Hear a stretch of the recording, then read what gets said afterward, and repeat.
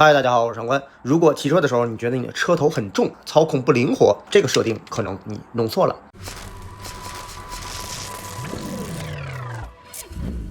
这2周呢没有更新视频，刚刚从山东回来，其中有很多朋友呢看了我之前的视频，自己动手去调车，我认为非常好，大家有自己的动手能力，然后有自己的探索精神，非常 OK。那这个过程中呢，有很多朋友就问了，说，我调完之后呢，我觉得这个车头比较重，转向的时候很不灵活，那是哪儿出了问题？好，今天我们来拆解一下这个问题，还是用这个模型啊，然后依旧是拿后轮当前轮。我们说车头很重的时候，大概率是这个设定弄错了，是什么设定呢？就是回弹阻尼过大。那逻辑是你的回弹阻尼如果过大的时候，车头压下去它弹起来的速度很慢，这个时候就会让你觉得车头很重。那原理是什么呢？就是当我们刹车的时候，那前避震压缩车头下沉，这个没有问题。那当我们松开刹车或者是不继续加力的时候，车头会自然而然的弹上来，因为回弹阻尼生效。那这个时候，如果你弹的速度不合适，或者说叫偏慢的时候，那你会觉得本来应该起来。但是现在回弹阻尼过大，它起来的很慢。那这个时候正好，比如说你是转向也好，还是说去做一个倾倒也好，车头本应该是逐渐的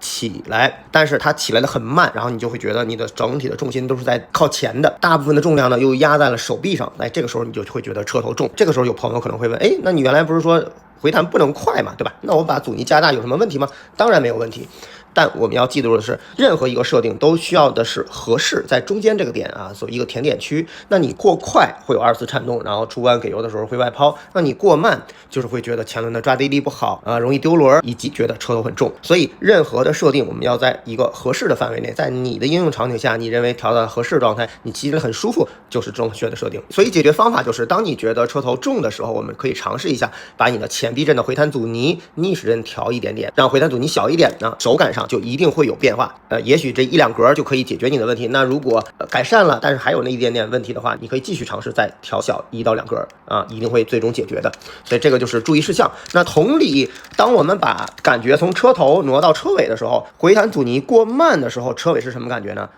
有2种。第一个，你觉得后轮的抓地力会比较弱，就是它容易飘走不是扑哧一下打滑，是飘走，说明后轮的抓地力比较差，这是回弹阻尼过慢。那第2种呢，是在你连续翻身的时候有一些翻身弯的时候，你可能会觉得后轮的跟随性比较差，就是你觉得车头过去了，然后车尾反而慢半拍。如果有这样的体感的话，也可以通过调小后避震的回弹阻尼，让回弹稍微快一点点，然后它的跟随性就上来了。所以我们说了，回弹阻尼在车头和车尾的这个应用过程中，如果过大会有什么样的问题？那么在实际的应用中，如果你也遇到这样的问题，可以尝试我们的方法。那希望大家在自己玩车的过程中，越来越了解自己的车辆，越来越操控自如。好，关注我，了解更多技术知识，我们下期见了，拜拜。